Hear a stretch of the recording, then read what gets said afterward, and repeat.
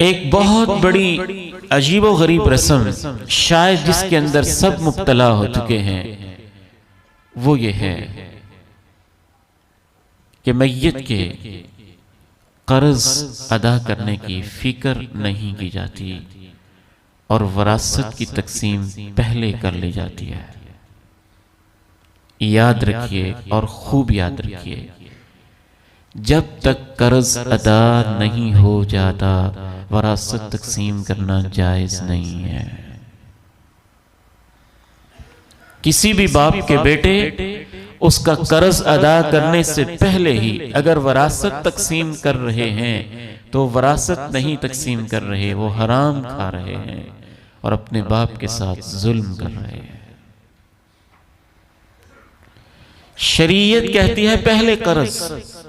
आप लॉजिकली भी सोचें कि वो मर गया है, उसकी विरासत 10 लाख है, उसके ऊपर कर्ज 5 लाख है, अब 10 लाख वारसों ने तकसीम कर लिया है, तो उन्होंने जो 5 लाख खाया है वो तो उनका था ही नहीं, वो तो औरों का खा रहे हैं। वो ना मैयत का था, ना आगे ट्रांसफर हुआ है, ना आगे मुंतकिल हुआ है। तो ये तरतीब ठीक कीजिए। सबसे पहली फिक्र है कर्ज की, विरासत उसके बाद है, और जितनी जल्दी अदा किया जा सकता हो उतनी जल्दी अदा किया जाए। हज़रत जाबिर रज़ी अल्लाह तआला अन्हु बयान करते हैं, कई हदीसें मैं एक पेश कर रहा हूं। एक आदमी फौत हुआ, हमने उसकी मैयत को लाके, चारपाई को लाके जनाजे वाली जगहों पर रख दिया। अल्लाह के नबी अलैहिस्सलाम को इत्तला कर दी, आप तशरीफ लाए, चंद कदम आपने उठाए, फिर अल्लाह की तरफ से आपके ज़हन में ख्याल आया और आपने पूछा, अल्हम्दुलिल्लाह हल अला साहिबिकुम दैन, तुम्हारे साथी के ऊपर कोई कर्ज तो नहीं है? हमने कहा दीनारान, 2 दिनार, सिर्फ 2 दिनार। फतखल्लफ, अल्लाह के नबी अलैहिस्सलाम पीछे हट गए। सल्लु अला साहिबिकुम, इस मकरूज का मैं जनाजा नहीं पढ़ा रहा, तुम खुद ही पढ़ लो। हाजरीन में जनाब अबू क़तादा रज़ी अल्लाह तआला अन्हु मौजूद थे। ये उस वक़्त जब अभी रियासत मदीना के हालात बड़े कमजोर थे। बाद में जब अल्लाह ने वुसअत दी तो फिर आप कहा करते थे कि अगर इसका कर्ज है तो हम अदा करेंगे। तो ये उस वक़्त है जब अभी रियासत के हालात भी ऐसे नहीं थे, तो आप पीछे हट गए, कहा तुम इसका जनाजा पढ़ लो। जनाब अबू क़तादा रज़ी अल्लाह तआला अन्हु मौजूद थे। कहने लगे, अल्लाह के नबी अलैहिस्सलाम आप जनाजा पढ़ा दीजिए। हुमा अलैया, वो 2 दिनार मेरे जिम्मे हो गए।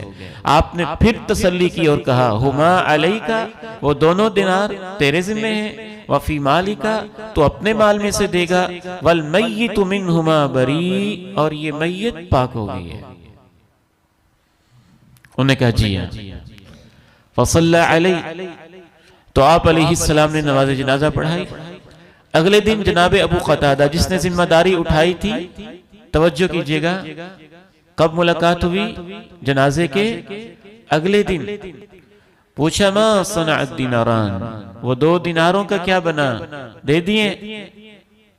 जनाब अबू क़तादा रज़ी अल्लाह तआला अन्हु कहने लगे, इन्नमा माता अम्स, कल तो अभी जनाजा हमने पढ़ा है, तो अभी मैंने अदा नहीं किया। अगले दिन मुलाकात हुई, दूसरे दिन फिर पूछा, मा फ़अल दीनारान, 2 दिनारों का क्या बना है? कहा, क़द क़ज़यतुहुमा, मैंने वो कर्ज उतार दिया है और कर्ज दहिंदा को पहुंचा दिया है। फरमाया, अल-आन हीन बरद जिल्दु, अब तूने कर्ज अदा किया है और आज ही कब्र में उसको आराम मिला है। शारहीन हदीस ने इस हदीस की वजाहत में लिखा कि इससे पता चलता है जब तक कर्ज अदा नहीं होता है मैयत बेचारी तकलीफ में रहती है।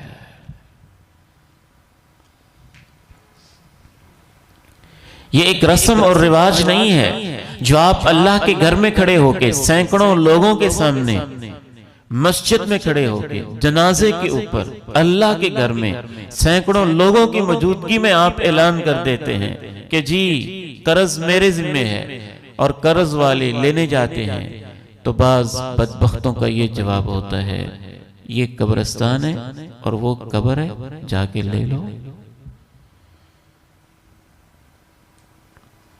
और ये कोई कहानी नहीं, ऐसे वाकयात जो हमने इन कानों से सुने और उन कर्ज लेने वालों ने आके हमें बताया, आपकी मौजूदगी में ऐलान हुआ था, मस्जिद में हुआ था, सबके सामने हुआ था। अब उसकी औलाद ये कहती है